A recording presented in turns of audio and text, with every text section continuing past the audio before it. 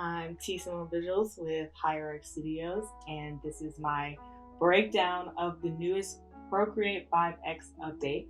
And talk about all my favorite tools and one of my favorite old ones. So yeah.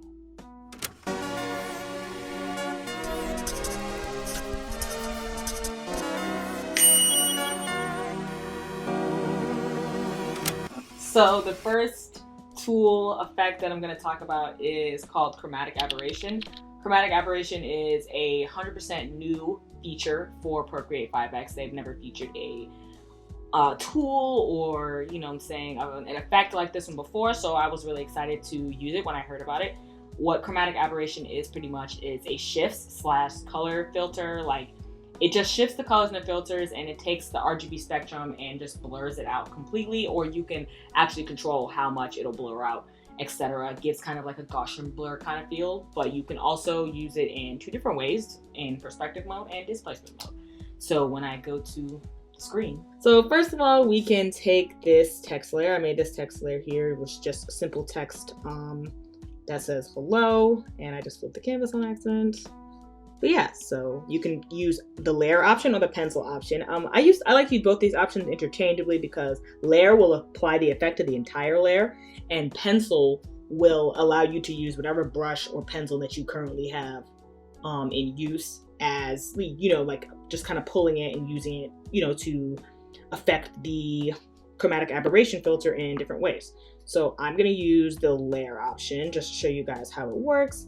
And pretty much you can slide it in this direction, and you should be able to see on screen that now the RGB spectrum is shifted, and it kind of gives you like a pulsating effect, which is pretty cool, for different kinds of text effects that you might want to be able to do on your iPad, since now we have so many different text options for Procreate.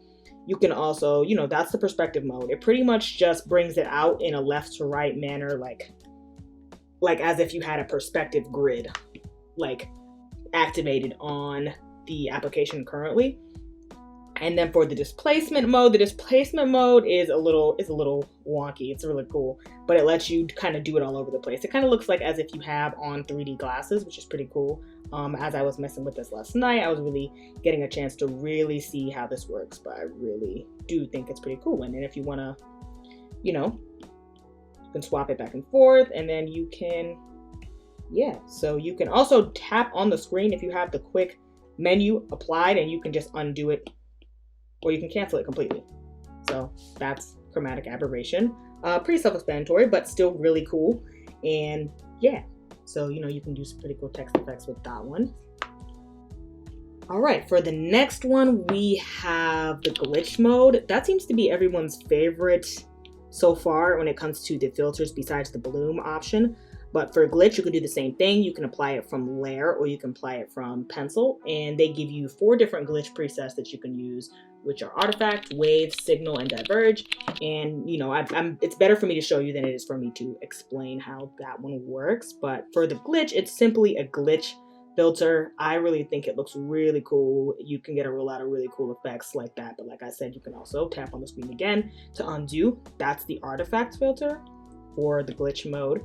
You can also do wave, turn it up the same, and get kind of a weird like bend in the text, usually in a left to right manner, almost like you have, a wave going through the text. Also, we have the signal mode. This one's kind of like a messed up like TV signal. Really cool glitch effect. This one's probably my favorite one out of all of them. And then we have diverge.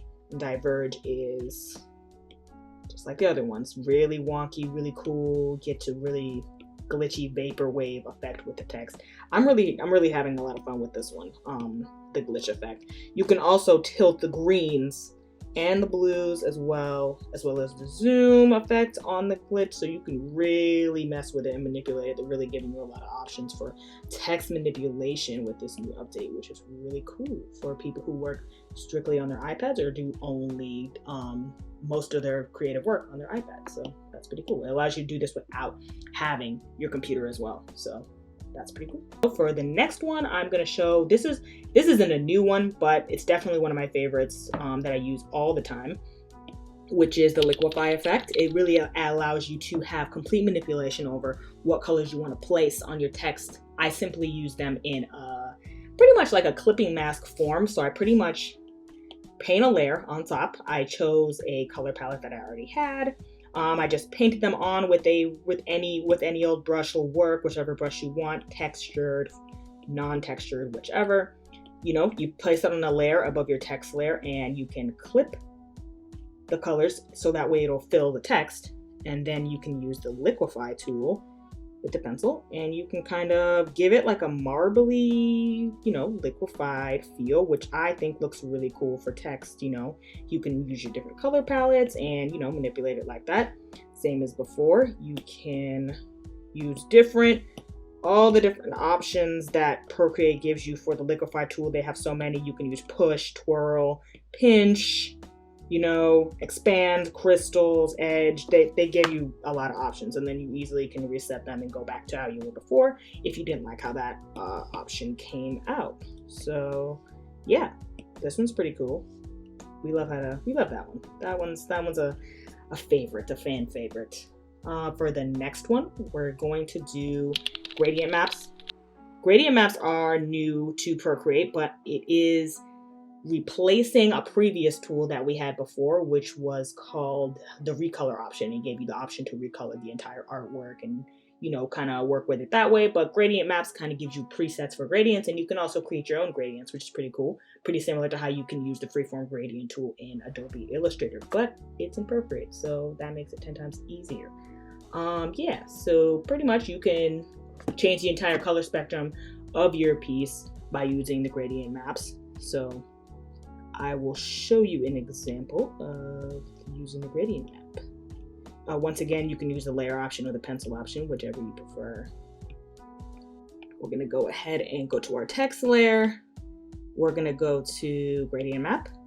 I'm gonna use the layer option, and we have all of these different layer options, like all of these different colors for our gradients. And then it also gives you the ability to do the plus.